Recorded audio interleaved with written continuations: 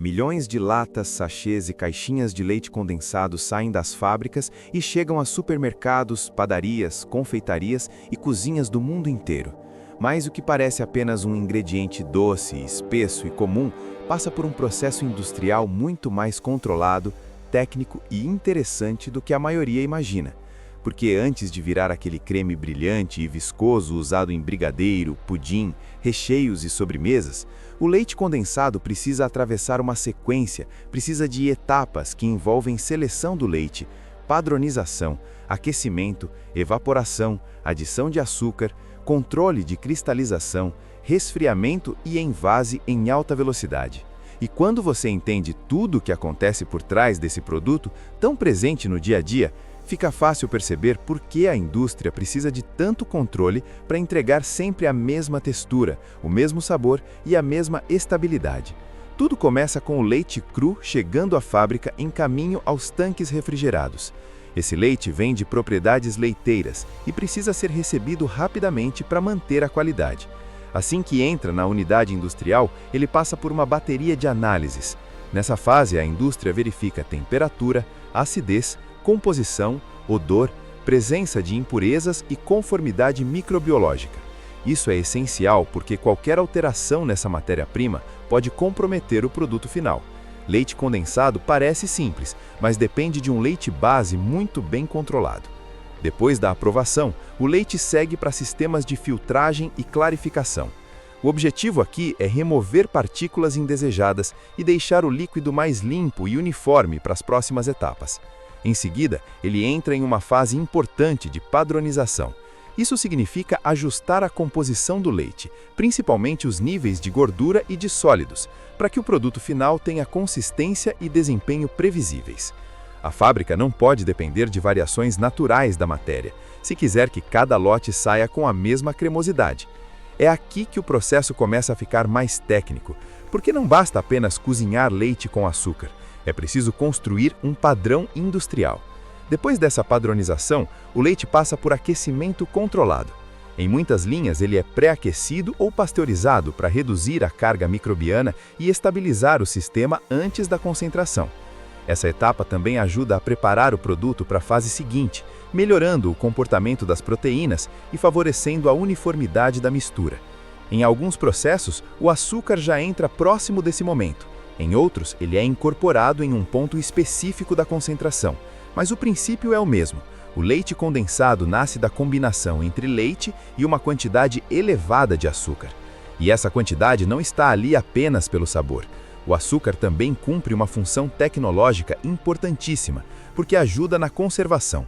Ao aumentar a concentração de sólidos dissolvidos, ele reduz a disponibilidade de água livre no produto, dificultando o crescimento de muitos micro-organismos. Ou seja, o açúcar participa tanto da doçura quanto da estabilidade.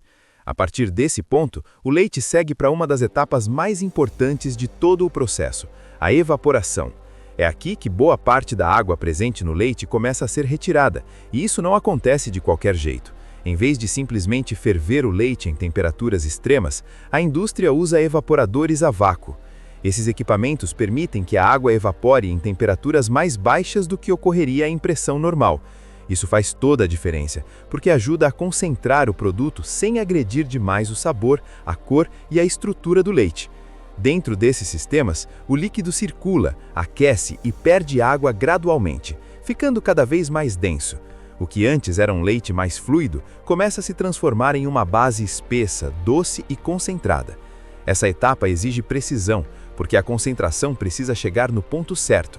Se faltar remoção de água, o produto fica mais ralo e instável. Se passar do ponto, ele pode ficar espesso demais, escurecer ou desenvolver características indesejadas. Enquanto a evaporação acontece, a fábrica monitora parâmetros como temperatura, teor dos sólidos, viscosidade e comportamento da mistura. E existe um detalhe que muita gente nunca imagina. Um dos maiores desafios na fabricação do leite condensado não é apenas engrossar o produto, mas controlar a cristalização da lactose. A lactose é o açúcar natural do leite, e se ela cristalizar de forma desordenada ou em cristais grandes, o produto pode ganhar uma textura arenosa, desagradável ao paladar.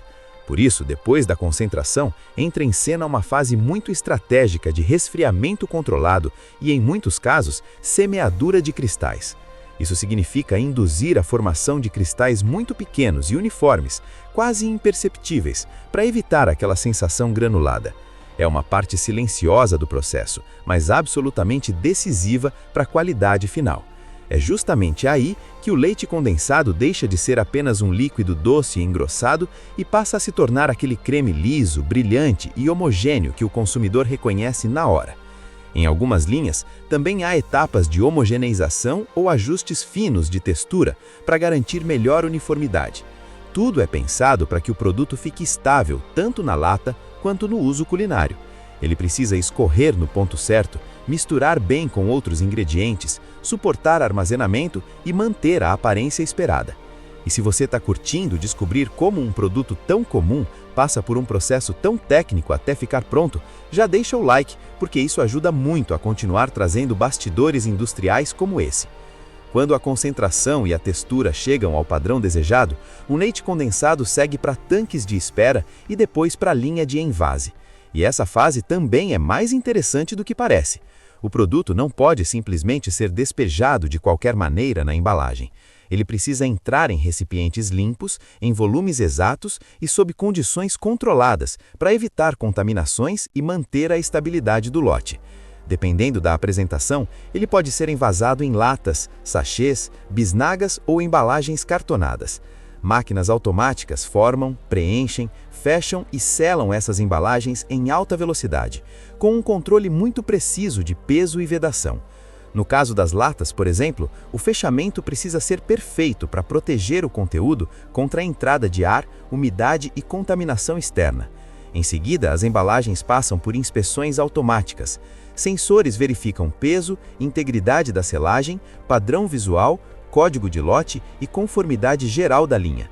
Unidades fora do padrão são retiradas. As aprovadas seguem para encaixotamento, paletização e distribuição. Antes disso, o controle de qualidade continua. Amostras do produto são analisadas para confirmar cor, viscosidade, teor de sólidos, doçura, estabilidade e textura.